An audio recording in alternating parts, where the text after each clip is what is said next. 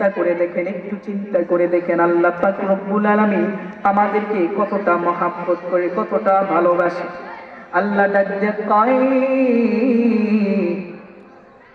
এরে মুসলমান ইমানদারের দল, আজকে আপনি তাকায় দেখেন দুনিয়ার বুকে কত মানুষ কতভাবে দুনিয়া থেকে বিদায় হয়ে যায়, কত মানুষ কতভাবে গুনাহ করে।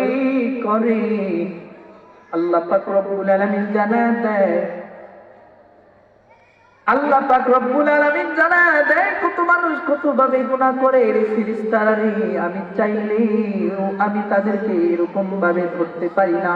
কেন ধরতে পারি না? পারি না কারণ আমার নবীর উম্মত হওয়ার কারণে আমি তাদেরকে ধরতে পারি না।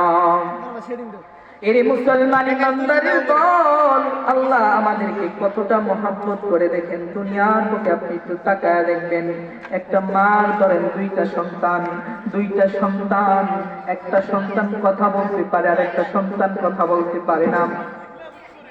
একটা সন্তান কথা বলতে পারে, আরেকটা সন্তান কথা বলতে পারে না। বুবা কথা বলতে পারে না। একটু পরে মা যখন কাজ করে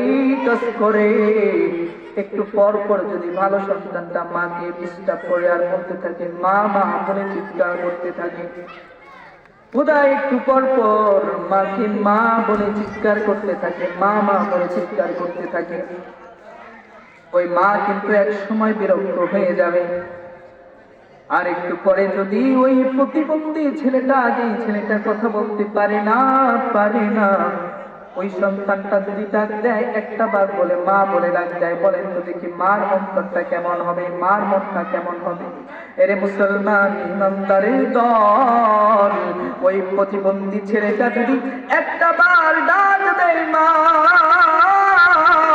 ওই মার অন্তরটা প্রশস্ত হয়ে যায়, ওই অন্তরটা নরম হয়ে যায়। আর সন্তানদেরকে ডাক দেয়া কয়, সন্তান তুই আরেকটা বার আমাকে মা বলে ডাক দেয়া।